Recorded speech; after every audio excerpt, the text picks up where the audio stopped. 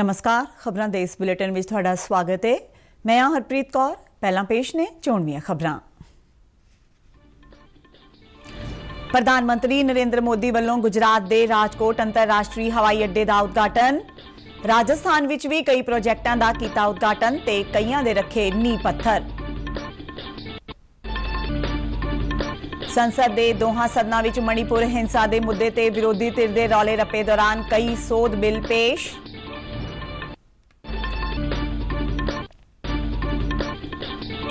सूचना ते प्रसारण मंत्री अनुराग सिंह ठाकुर वालों पेश किया गया चलचित्र सोध बिल 2023 राज सभा विच पास। पंजाब के राज्यपाल बनवारी लाल पुरोहित वालों कपूरथला नेड़े सतलुज नाल लगदे हड़ पीड़ित खेतरां दा दौरा।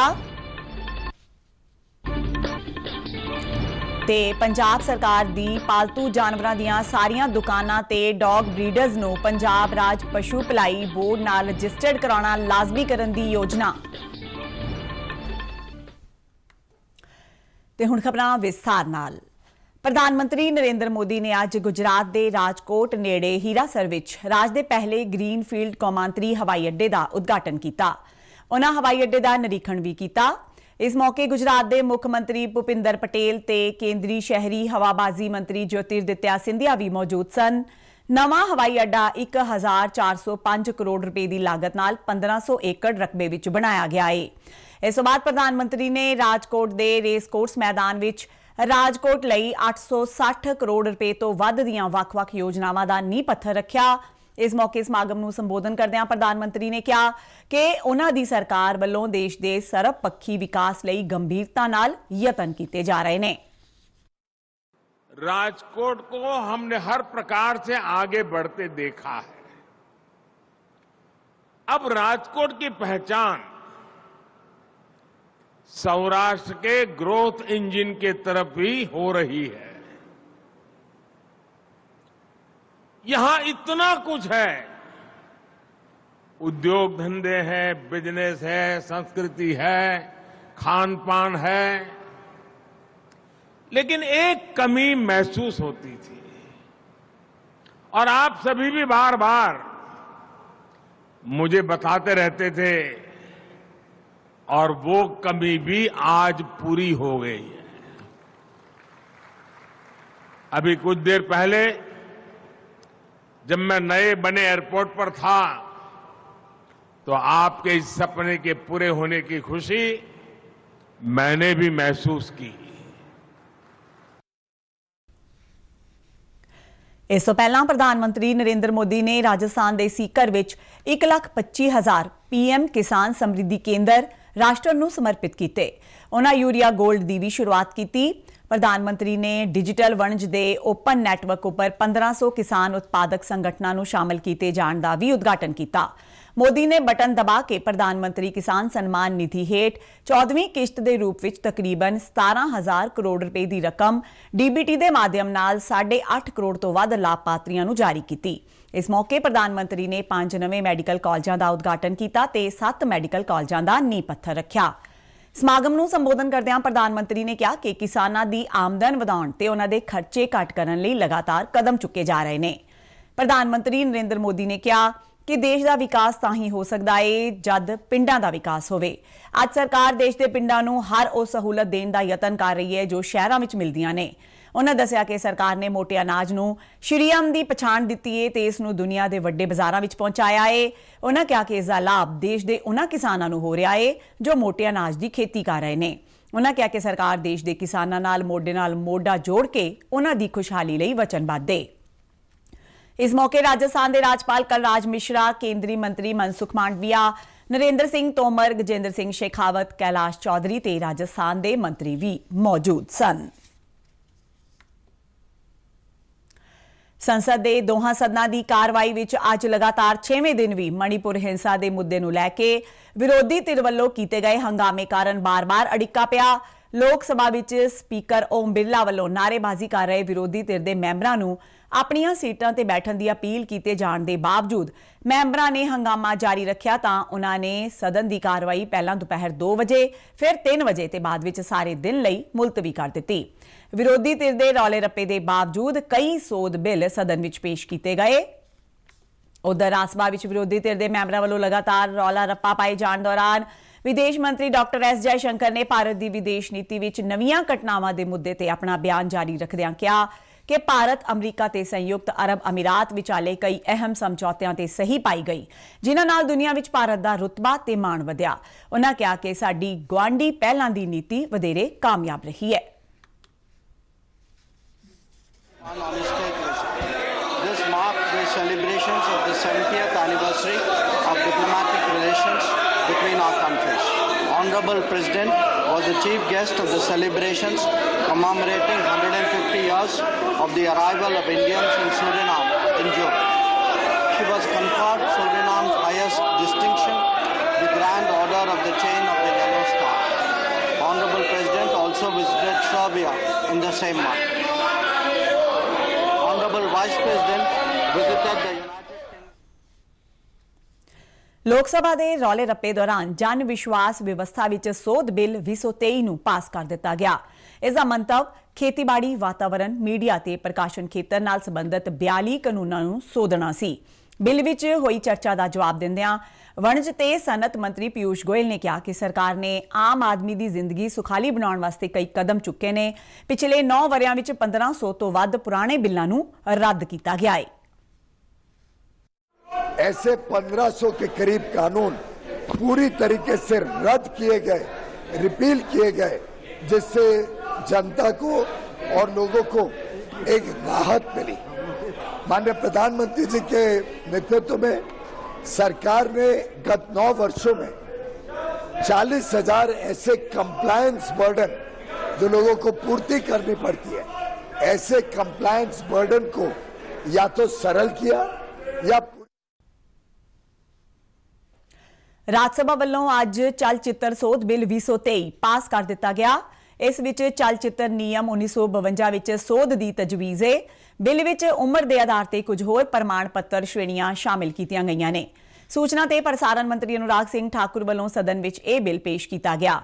बिल पेश करदिआं अनुराग सिंह ठाकुर ने कहा कि इस बिल के पास होने नाल पायरेसी ते लगाम लगाउण विच काफ़ी मदद मिलेगी। उन्होंने कहा कि दुनिया भर विच भारतीय फिल्मां की भरोसेयोगता वधी है अते देश सब तो वध फिल्मां का निर्माण कर रहा है। उन्होंने दस्सिया कि इस बिल अनुसार ए जां एस प्रमाण पत्र वालियां फिल्मां नूं टैलीविजन जां केंद्र सरकार वालों निर्धारित किसी होर मीडिया ते प्रदर्शन लई वखरे प्रमाण पत्र की लोड़ होवेगी।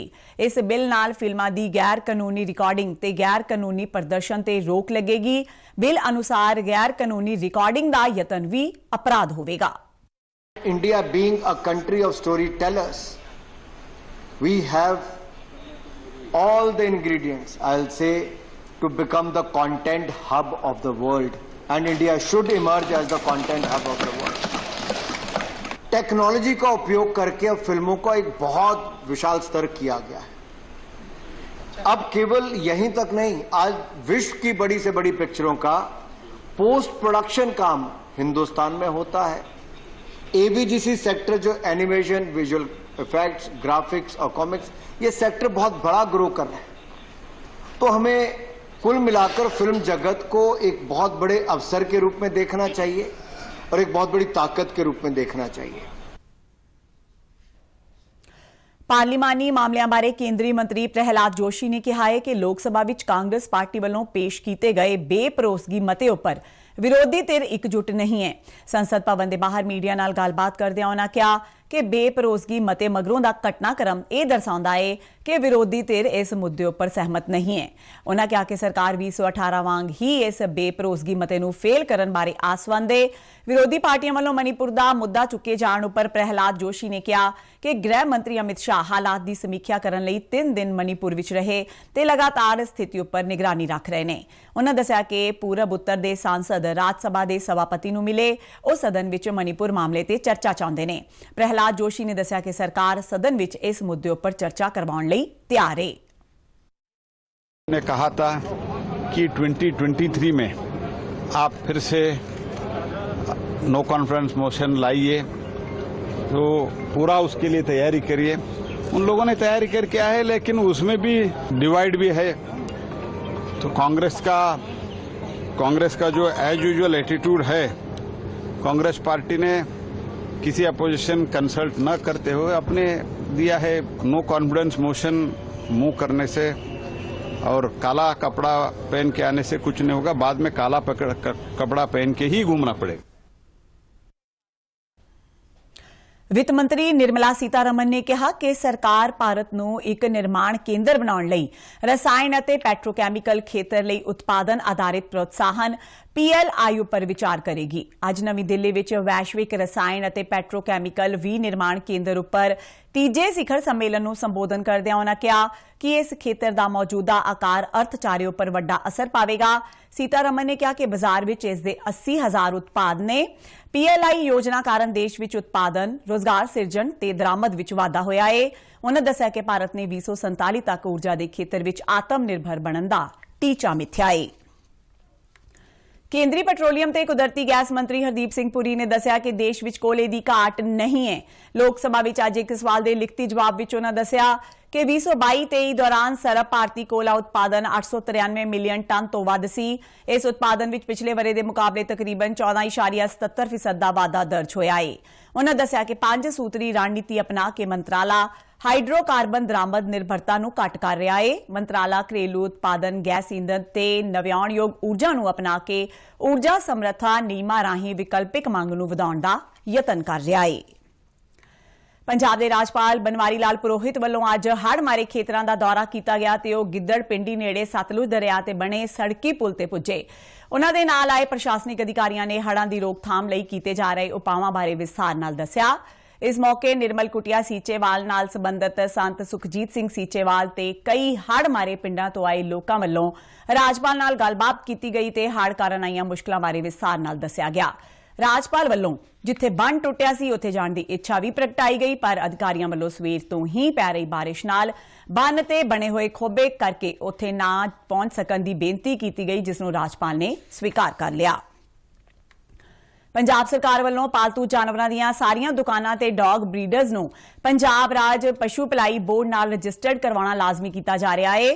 ਸੂਬੇ ਦੇ ਪਸ਼ੂ ਪਾਲਣ ਤੇ ਡੇਅਰੀ ਵਿਕਾਸ ਬਾਰੇ ਮੰਤਰੀ ਗੁਰਮੀਤ ਸਿੰਘ ਖੁੱਡੀਆਂ ਨੇ ਚੰਡੀਗੜ੍ਹ ਵਿੱਚ ਰਾਜ ਪਸ਼ੂ ਭਲਾਈ ਬੋਰਡ ਦੀ ਪ੍ਰਬੰਧਕੀ ਕਮੇਟੀ ਦੀ ਬੈਠਕ ਦੀ ਪ੍ਰਧਾਨਗੀ ਕਰਦਿਆਂ ਕਿਹਾ ਕਿ ਇਸ ਸੰਬੰਧੀ ਨੋਟੀਫਿਕੇਸ਼ਨ ਜਲਦੀ ਜਾਰੀ ਕੀਤਾ ਜਾਵੇਗਾ। ਉਨ੍ਹਾਂ ਲੋਕਾਂ ਨੂੰ ਅਵਾਰਾ ਪਸ਼ੂਆਂ ਪ੍ਰਤੀ ਹਮਦਰਦ ਹੋਣ ਦੀ ਅਪੀਲ ਕੀਤੀ ਤੇ ਵਿਭਾਗ ਦੇ ਅਧਿਕਾਰੀਆਂ ਨੂੰ ਲੋਕਾਂ ਵਿੱਚ ਇਸ ਬਾਰੇ ਜਾਗਰੂਕਤਾ ਵਧਾਉਣ ਲਈ ਸੈਮੀਨਾਰ, ਲੈਕਚਰ ਤੇ ਸੋਸ਼ਲ ਮੀਡੀਆ ਮੁਹਿੰਮ ਚਲਾਉਣ ਲਈ ਕਿਹਾ। ਅਵਾਰਾ ਪਸ਼ੂਆਂ ਦੀ ਭਲਾਈ ਲਈ ਕੀਤੇ ਜਾ ਰਹੇ ਉਪਰਾਲਿਆਂ ਤੇ ਚਾਨਣਾ ਪਾਉਂਦਿਆਂ ਪਸ਼ੂ ਪਾਲਣ ਵਿਭਾਗ ਦੇ ਪ੍ਰਮੁੱਖ ਸਕੱਤਰ ਵਿਕਾਸ ਪ੍ਰਤਾਪ ਨੇ ਦੱਸਿਆ ਕਿ ਪਸ਼ੂਆਂ ਤੇ ਅਤਿਆਚਾਰ ਨੂੰ ਰੋਕਣ ਲਈ ਸਾਰੇ ਜ਼ਿਲ੍ਹਿਆਂ ਵਿੱਚ societies for prevention of cruelty to animals ਦਾ ਗਠਨ ਕੀਤਾ ਗਿਆ ਹੈ। ਭਾਰਤੀ ਜਨਤਾ ਪਾਰਟੀ ਦੇ ਇੱਕ ਵਫਦ ਨੇ ਸੁਨੀਲ ਜਾਖੜ ਦੀ ਅਗਵਾਈ ਹੇਠ ਪੰਜਾਬ ਦੇ ਰਾਜਪਾਲ ਬਨਵਾਰੀ ਲਾਲ ਪੁਰੋਹਿਤ ਨਾਲ ਮੁਲਾਕਾਤ ਕੀਤੀ। ਰਾਜਪਾਲ ਨੂੰ ਪੰਜਾਬ ਦੇ ਮੌਜੂਦਾ ਹਾਲਾਤਾਂ ਦੇ ਸਬੰਧਾਂ ਵਿੱਚ ਜਾਣਕਾਰੀ ਦਿੱਤੀ। ਮੀਟਿੰਗ ਦੌਰਾਨ ਵਫਦ ਨੇ ਹੜ੍ਹਾਂ ਸੰਬੰਧੀ ਪੰਜਾਬ ਸਰਕਾਰ ਦੀ ਤਿਆਰੀ ਤੇ ਕਾਰਗੁਜ਼ਾਰੀ ਤੇ ਸਵਾਲ ਚੁੱਕਿਆ ਤੇ ਰਾਜਪਾਲ ਨੂੰ ਬੇਨਤੀ ਕੀਤੀ ਕਿ ਸਰਕਾਰ ਨੂੰ ਪੁੱਛਿਆ ਜਾਵੇ ਕਿ ਹੜ੍ਹਾਂ ਸੰਬੰਧੀ ਪਹਿਲਾਂ ਮੀਟਿੰਗ ਕਿਉਂ ਨਹੀਂ ਕੀਤੀ ਗਈ ਤੇ ਹੜ੍ਹਾਂ ਤੋਂ ਬਾਅਦ ਹੁਣ ਕੀ ਪ੍ਰਬੰਧ ਕੀਤੇ ਜਾ ਰਹੇ ਨੇ। ਬਾਅਦ ਵਿੱਚ ਭਾਰਤੀ ਜਨਤਾ ਪਾਰਟੀ ਪੰਜਾਬ ਦੇ ਪ੍ਰਧਾਨ ਸੁਨੀਲ ਜਾਖੜ ਨੇ ਰੂਪਨਗਰ ਵਿੱਚ ਪੱਤਰਕਾਰਾਂ ਨਾਲ ਗੱਲਬਾਤ ਕਰਦਿਆਂ ਕਿਹਾ ਕਿ ਕੇਂਦਰ ਸਰਕਾਰ ਨੇ ਬਿਨਾਂ ਮੰਗੇ ਹੀ ਪੈਸੇ ਭੇਜ ਦਿੱਤੇ ਸਨ, ਪਰ ਪੰਜਾਬ ਸਰਕਾਰ ਵੱਲੋਂ ਲੋਕਾਂ ਨੂੰ ਅਜੇ ਤੱਕ ਕੋਈ ਮੁਆਵਜ਼ਾ ਨਹੀਂ ਦਿੱਤਾ ਗਿਆ। केंद्र सरकार ने अपनी जिम्मेवारी निभाई है। 218 करोड़ रुपये ऑलरेडी भेज चुके हैं। होर कोई भी इन्हां दी मदद की लोड़ है, ਉਹਦੇ वास्ते भी मुख्यमंत्री साहब ਨੂੰ अपना मन बनाना पऊगा। मुख्यमंत्री साहब के बयान आए भी मैनू किसी पैसे की लोड़ नहीं, पंजाब सरकार को पैसे की घाट नहीं। दूजे पासे कह रहे केंद्र सरकार की करिए, केंद्र सरकार ने 218 भेजते, घट्टो घट्ट वो पैसा तो तुसी इंटरिम रिलीफ जी है फौरी एक बार गिरदावरियां बाद च होंदे रहणगीਆਂ ਉਹਨਾਂ ਦੇ ਖਾਤਿਆਂ 'ਚ, जिन्हां दे मकान ढहे है गरीबां दे उन्हां मकानां दा मुआवजा देण, ਜਿਹੜੇ ਲੋਕਾਂ ਦੀ ਦੁਕਾਨਾਂ ਦਾ ਨੁਕਸਾਨ ਹੋਇਆ, ਕਿਸੇ ਰੋਜੀ ਰੋਟੀ ਦਾ ਨੁਕਸਾਨ ਹੋਇਆ, ਉਹਨਾਂ ਨੂੰ ਫੌਰੀ ਤੌਰ ਤੇ ਉਹ ਮੁਆਵਜ਼ਾ ਭੇਜਿਆ ਜਾਵੇ। ਇਸ ਵਾਸਤੇ ਅਸੀਂ ਗਵਰਨਰ ਸਾਹਿਬ ਨੂੰ ਮਿਲੇ ਹਾਂ। ਸੀਮਾ ਸੁਰੱਖਿਆ ਬਲ ਨੇ ਇੱਕ ਪਾਕਿਸਤਾਨੀ ਨਾਗਰਿਕ ਨੂੰ ਉਸ ਵੇਲੇ ਆਪਣੀ ਹਿਰਾਸਤ ਵਿੱਚ ਲੈ ਲਿਆ ਜਦੋਂ ਫਾਜ਼ਿਲਕਾ ਜ਼ਿਲ੍ਹੇ ਦੇ ਖਾਨਪੁਰ ਪਿੰਡ ਨੇੜੇ ਕੌਮਾਂਤਰੀ ਸਰਹੱਦ ਤੋਂ ਭਾਰਤੀ ਖੇਤਰ ਵਿੱਚ ਦਾਖਲ ਹੋ ਗਿਆ। ਉਸ ਕੋਲੋਂ ਕੀਤੀ ਗਈ ਪੁੱਛਗਿੱਛ ਦੌਰਾਨ ਇਹ ਗੱਲ ਸਾਹਮਣੇ ਆਈ ਕਿ ਉਹ ਗਲਤੀ ਨਾਲ ਭਾਰਤੀ ਖੇਤਰ ਵਿੱਚ ਆ ਗਿਆ। ਸੀਮਾ ਸੁਰੱਖਿਆ ਬਲ ਦੇ ਜਲੰਧਰ ਸਥਿਤ ਪੰਜਾਬ ਫਰੰਟੀਅਰ ਦੇ ਹੈੱਡਕੁਆਰਟਰ ਵੱਲੋਂ ਜਾਰੀ ਬਿਆਨ ਵਿੱਚ ਕਿਹਾ ਗਿਆ ਹੈ ਕਿ ਉਸ ਕੋਲੋਂ ਕੋਈ ਵੀ ਇਤਰਾਜ਼ਯੋਗ ਸਮੱਗਰੀ ਬਰਾਮਦ ਨਹੀਂ ਹੋਈ। ਸੀਮਾ ਸੁਰੱਖਿਆ ਬਲ ਨੇ ਉਸ ਨੂੰ ਮਨੁੱਖੀ ਆਧਾਰ ਤੇ ਪਾਕਿਸਤਾਨੀ ਰੇਂਜਰਾਂ ਦੇ ਹਵਾਲੇ ਕਰ ਦਿੱਤਾ ਤੇ ਇਸ ਘਟਨਾ ਪ੍ਰਤੀ ਜ਼ਬਰਦਸਤ ਰੋਸ ਜ਼ਾਹਿਰ ਕੀਤਾ। प्रधानमंत्री नरेंद्र मोदी इस महीने की 30 तरीक ਨੂੰ आकाशवाणी तो प्रसारित होने वाले अपने बहुत चर्चित प्रोग्राम मन की बात विच देशवासियों नाल अपने विचार सांझे करनगे। मन की बात दी ਇਹ ਉਹਨਾਂ ਦੀ 103ਵੀਂ कड़ी होगी। प्रधानमंत्री ने देशवासियों तो अपने इस प्रोग्राम ਲਈ ਉਹਨਾਂ ਦੇ ਸੁਝਾਅ ਤੇ ਵਿਚਾਰ ਮੰਗੇ ਨੇ। देशवासी अपने विचार टोल फ्री नंबर 1800117800 ਤੇ डायल कर सकते हैं ਅਤੇ हिंदी ਜਾਂ अंग्रेजी ਵਿੱਚ प्रधानमंत्री ਲਈ अपना सुनेहा रिकॉर्ड करवा सकते हैं। ਇਹ फोन लाइन 28 जुलाई तक खुली रहेगी। रिकॉर्ड किए गए कुछ सुनेहे प्रसारण का हिस्सा भी बन सकते हैं। देशवासी अपने सुझाव ਲਈ 1922 ਤੇ मिस्ड कॉल भी दे सकते हैं ਤੇ SMS ਤੇ भी सीधे प्रधानमंत्री ਨੂੰ सुझाव भेज सकते हैं। जापान की राजधानी टोक्यो में चल रहे जापान ओपन बैडमिंटन टूरनामेंट में भारत के लक्ष्य सेन का मर्दां के सिंगल प्री क्वार्टर फाइनल में मुकाबला जापान के कांता सुनियामा नाल ते HS प्रणय का भारत के ही किदांबी श्रीकांत नाल होवेगा।